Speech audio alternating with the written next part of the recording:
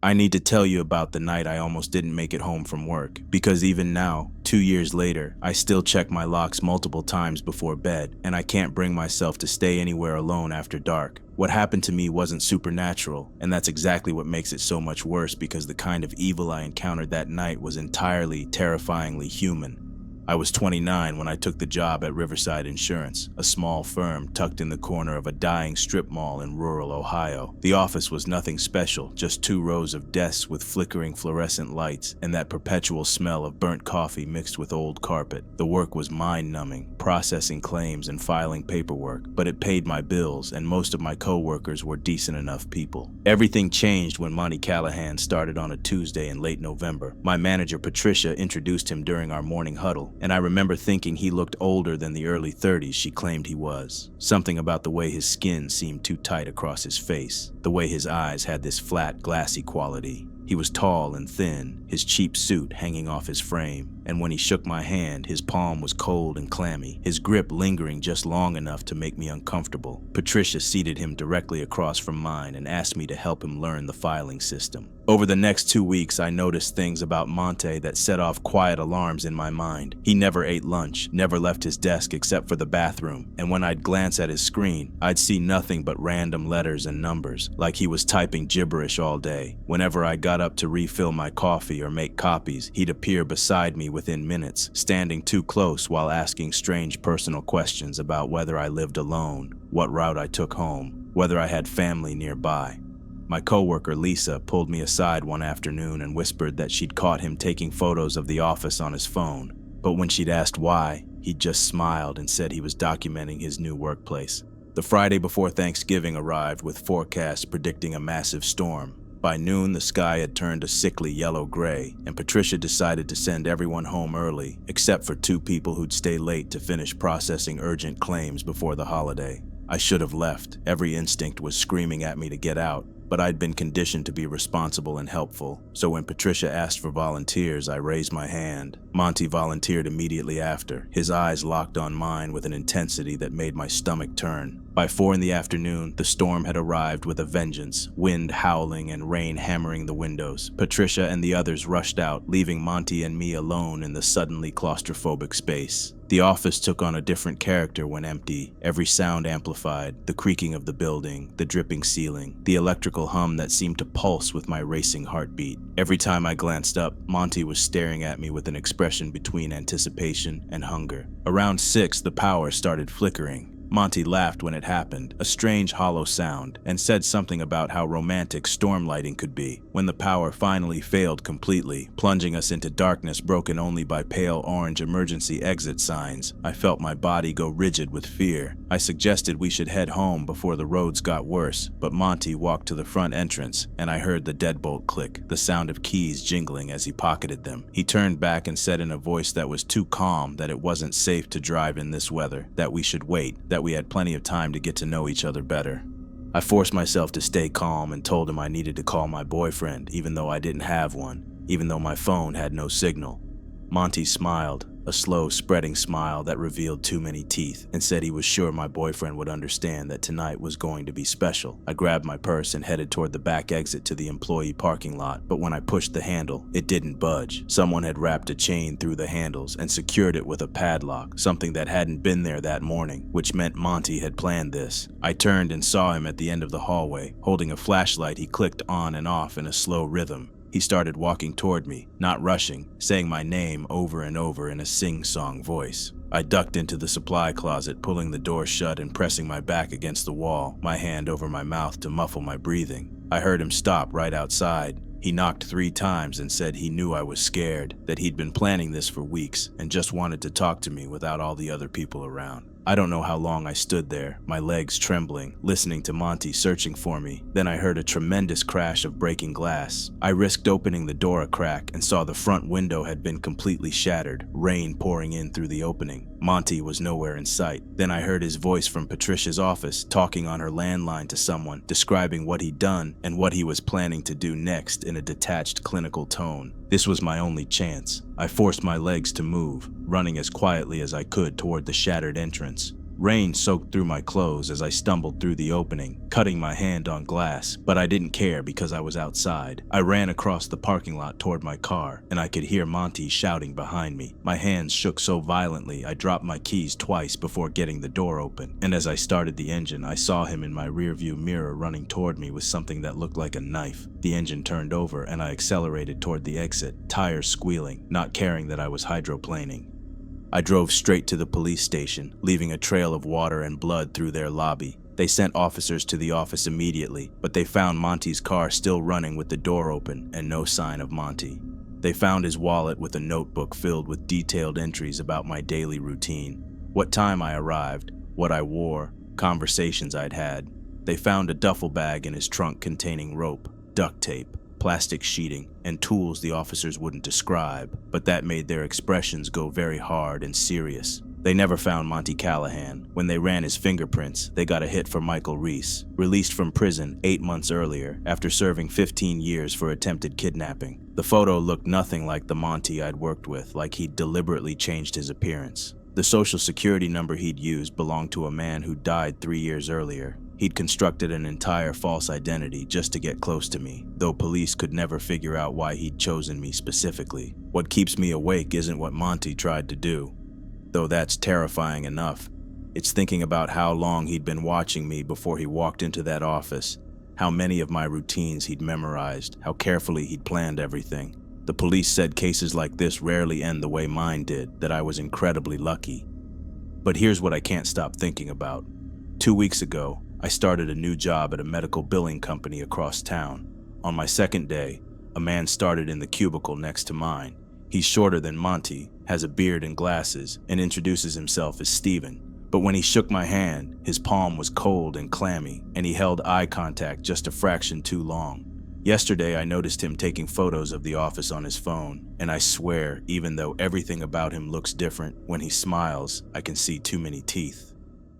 I should have known something was wrong when Derek started wearing the same clothes to work 3 days in a row, but in the monotonous routine of our compliance department, you stop noticing the small things until they add up to something you can't ignore anymore. It was a Thursday in late September when I realized my coworker might be living at the office. I'd been working at Meridian Financial Services for 8 months, auditing loan applications with Derek Patterson in a windowless third-floor office. Derek had been with the company for 5 years, one of those quiet, efficient guys who knew every regulation inside and out, the kind who never caused problems and always stayed late. The clothes thing started subtly. Monday, gray button-down. Tuesday, same outfit. Wednesday, same shirt with a coffee stain. By Thursday, the shirt looked slept in, wrinkled in that specific way fabric gets when bunched up for hours, and there was this smell coming from his cubicle, something stale and lived in. Friday morning, I arrived early and found something that made my blood run cold. Derek was asleep at his desk, but beyond his cubicle, in the break room, he'd set up a living space. Sleeping bag behind the water cooler, duffel bag with clothes spilling out, toiletries lined up by the microwave, camping stove, and a pyramid of ramen cups. My heart hammered from the profound wrongness of discovering someone had been living where you worked. I backed out slowly, sat in my car for 20 minutes, trying to decide whether to call human resources or give Derek a chance to explain. That day was the longest of my life. Derek showed up at 9 looking worse than ever, hair unwashed, that same dirty shirt, hands shaking with his coffee. We went through our morning routine, both pretending everything was normal while this enormous secret sat between us. Around 2 in the afternoon, I heard something that made my blood freeze. A voice from the records room, low and conversational, and it was Derek talking to someone, asking questions and pausing for responses, having a full conversation with no one. I moved quietly to the records room's glass door and saw Derek among the filing cabinets, gesturing animatedly, turning his head as if tracking someone moving around him. His lips moved rapidly, urgent and pleading. "I know, but I can't leave during business hours," he was saying. "They're watching everyone who exits before 5. The badge readers log everything, but after everyone leaves, there's a 30-minute window when security does their rounds on other floors." He turned and saw me through the glass, and his expression wasn't surprise but relief, desperate relief, like someone who'd been carrying a burden too heavy to hold alone. He came out and sat down heavily. "You've seen it, haven't you? The setup in the break room. I've been here for 3 weeks straight and haven't left the building once." "Derek, what's going on?" My voice came out scratchy. He laughed without humor. I figured it out. What the company is really doing in this department. We're not just processing loan applications. That's the cover. I started noticing patterns 6 months ago. Applications that didn't make sense. Approvals for people who shouldn't qualify. We're creating fake identities, generating synthetic credit profiles for accounts that don't exist. I documented everything, and that's when they started watching me, tracking my movements. If I leave, if I go home, they'll know I'm vulnerable. Who's they, Derek? He grabbed my arm hard. The company, the people running this operation. I've reviewed security footage from after hours. There are people in this building who aren't employees, who don't badge in, who just appear on cameras and vanish. They're looking for the evidence I've collected. I noticed papers taped around his cubicle, printouts of loan applications and grainy security stills, each marked with red circles and arrows pointing to shadows. I need to show you, Derek said, moving to his desk with jerky movements. I need someone else to verify I'm not crazy. Against my better judgment, I followed him. Derek pulled up multiple screens filled with loan applications, approval logs, and internal audit tools. He spoke fast, pointing at fields and timestamps, explaining shell companies, synthetic identities, credit histories that appeared fully formed out of nothing. I wanted to dismiss it as stress-induced paranoia, but the problem was this: some of it made sense. The patterns were real. Approval rates clustered too tightly. Applications shared structural similarities they shouldn't. Risk flags were overridden in ways that violated our own protocols. You see it, right? Derek said, his voice cracking. Tell me you see it. I didn't answer because that was when the fire alarm went off. Not the brief test chime we were used to, but the full evacuation alarm. Lights strobed. The siren cut through the office. Chairs scraped back as people stood and moved toward the exits. I grabbed my bag, instinct taking over. Derek grabbed my wrist and pulled me back. Don't go, he whispered. This is how they clear the floor. They trigger the alarm. Everyone evacuates. Then they come in when the building's empty. Derek, we have to evacuate, I said. It's the law. Just wait 2 minutes, he said. You'll see. People streamed past us, following the protocol drilled into us since orientation. Within seconds, the floor was empty except for us.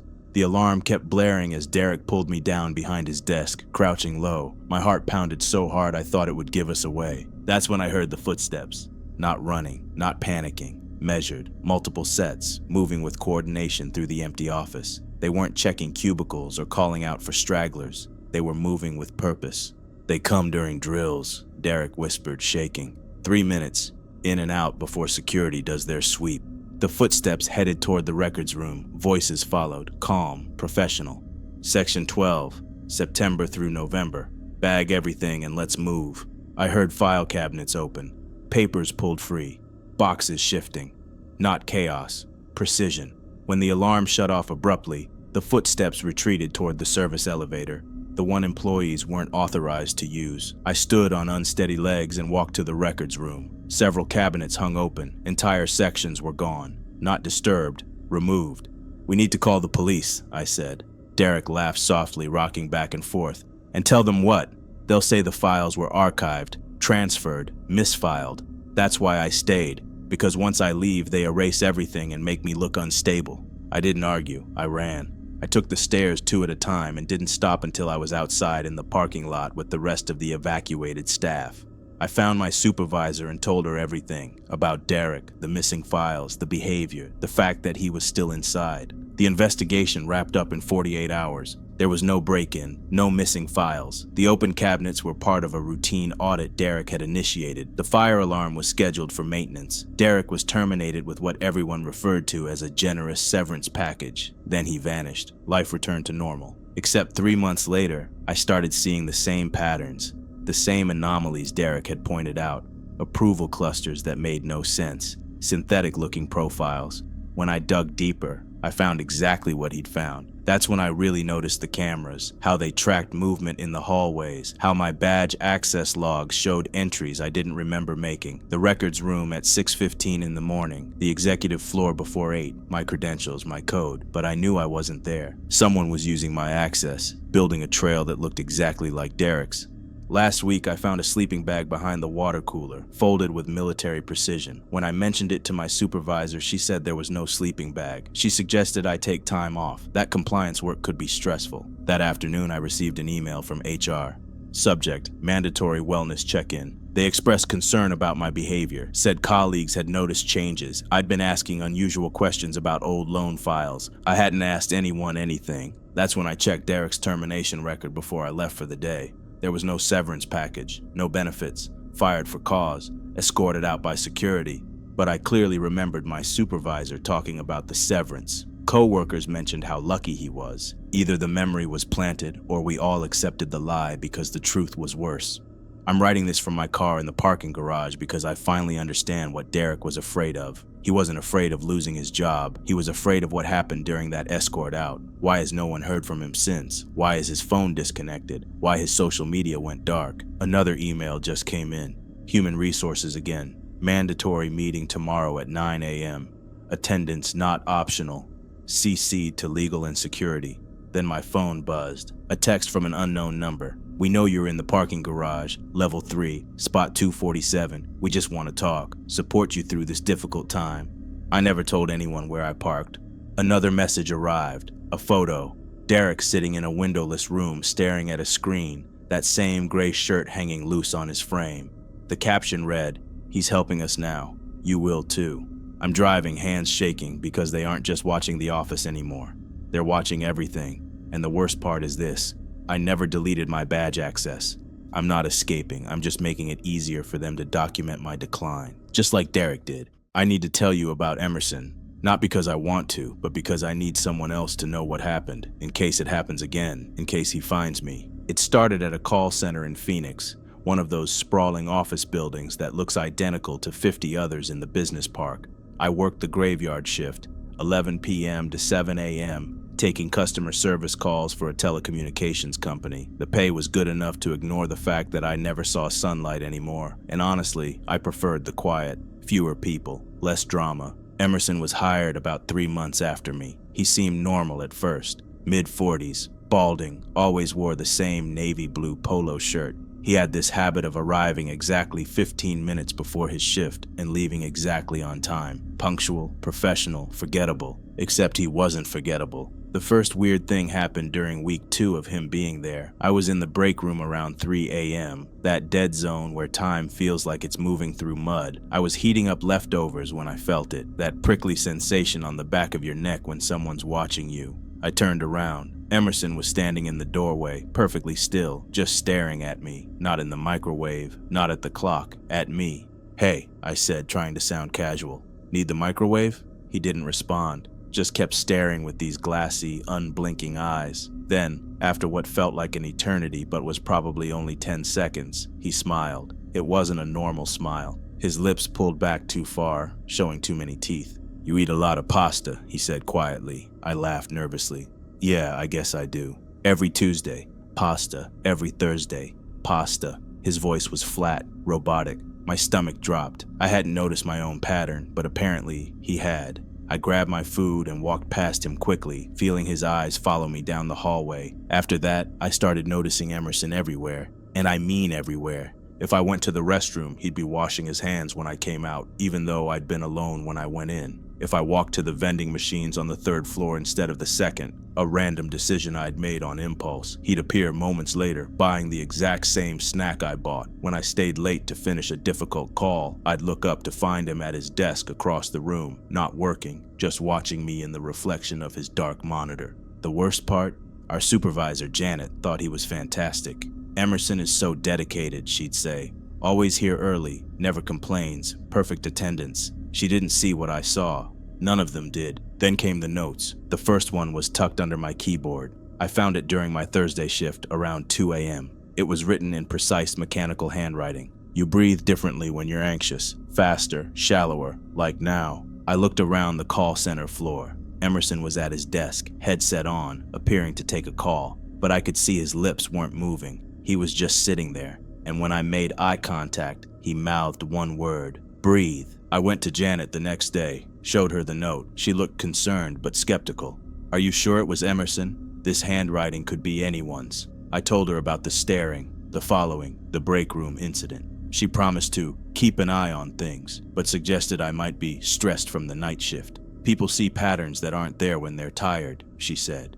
But the notes continued. "You wore that sweater last month on the 14th. You should wash it more often. Your car makes a clicking sound when you start it. Third click, then it catches. You sleep with your bedroom light on. I can see it from the street. That last one made me call the police. They came to my apartment, took a report, told me to document everything. But without proof of a direct threat or evidence of him actually being at my home, there wasn't much they could do. They suggested a restraining order, but I'd need more documentation first. I started changing everything. I parked in different spots, took different routes home, changed my break times randomly. None of it mattered. The notes kept appearing, each one more specific, more invasive. You talked to your sister on the phone for 23 minutes yesterday. You said, "I love you," twice, once at the beginning, once at the end. Somehow he was listening to my calls, not my work calls, my personal calls. I stopped going to work, called in sick for 3 days straight. Janet called me sounding annoyed. "Look, I know Emerson makes you uncomfortable, but he's been concerned about you. He even volunteered to cover some of your shifts. That's not the behavior of someone who means you harm." Concerned. That word made my skin crawl. On the fourth night of staying home, I was lying in bed around 1 in the morning, prime time for when I'd normally be at work, when I heard it. A soft scraping sound. It came from my front door. I grabbed my phone, ready to call the police, and crept toward the living room. There, sliding under my door, was an envelope. I didn't move. Couldn't move. I just watched as it was pushed through, slowly, deliberately. When it was fully inside, I heard footsteps walking away, heavy, unhurried. I ran to the window and pulled the curtain back just enough to see a figure in a navy blue polo shirt getting into a gray sedan parked across the street under a broken streetlight. My hands shook as I opened the envelope. Inside was a single sheet of paper with a grid drawn on it. It took me a moment to realize what I was looking at. It was a map of my apartment. Every room is labeled. Every piece of furniture is drawn in. And in my bedroom, a simple note. "I know you're reading this now. I can see your light on." I called 911. While I was on the phone with dispatch, another sound came from outside. Not at the door this time, at my bedroom window. Tap, tap, tap. "He's at my window," I whispered to the dispatcher. "He's trying to get in." "Officers are 3 minutes away," she said. "Stay on the line with me. Can you get to a room without windows?" "The bathroom." I ran there, locked the door, and wedged myself between the toilet and the tub. I could hear him now, trying the window latch, the scraping of metal on metal. Then silence. Terrible, suffocating silence. My phone buzzed, a text from an unknown number. "The bathroom lock is weak. The third screw is loose. I checked last Tuesday." Last Tuesday. That was the day the maintenance guy came to fix my sink. I'd let him in, watched him work, made small talk. He'd been wearing a maintenance uniform and had proper ID from the apartment complex. He'd been Emerson the whole time. The bathroom door handle started to turn. I heard my own voice screaming for help to the dispatcher, but it sounded distant, like it was coming from someone else. The door rattled, then stopped. Sirens. Beautiful, blessed sirens. The police found him in the parking lot, calmly sitting in his car. He didn't resist arrest. In his vehicle, they found maintenance uniforms from 4 different companies, fake IDs, and a laptop. On that laptop were thousands of photos of me getting coffee, walking to my car, sitting in my apartment, taken through gaps in my curtains, working at the call center. There were photos going back 6 months, 3 months before he was even hired. He'd been watching me long before I ever knew he existed. The police also found a journal, page after page of my routines, my habits, my conversations. He'd written down everything I'd said for months. He'd cataloged my life like a scientist studying an insect. In the last entry, dated that same night, he'd written, "Subject has become aware. Time to collect specimens. We'll explain to her why she's special. She'll understand. They always understand. They always understand." That meant I wasn't the first. Emerson confessed to stalking 3 other women before me. One had moved across the country to escape him. Another had gotten a restraining order that he'd violated repeatedly until he finally moved on to a new target. The third one, Alana, had gone missing 2 years ago. They still haven't found her. Emerson is in prison now, awaiting trial. But here's the thing that keeps me up at night. The thing that makes me check every lock 3 times and install cameras in every room. During his police interview, they asked him why. Why me? Why any of us? He smiled that same too wide smile and said, "Because they were already lonely. I was just keeping them company. I was helping them. They needed me, even if they didn't know it yet." I quit that job, moved to a different city, changed my phone number. But sometimes, late at night when I can't sleep, I think about that laptop. about those thousands of photos that documented my life without my knowledge or consent. And I wonder how many pictures he took before those. How long was he really watching? How did he find me in the first place? Last week I got a letter forwarded from my old address. No return address. Inside was a single sentence in that same mechanical handwriting. You still breathe differently when you're anxious. I haven't opened my curtain since.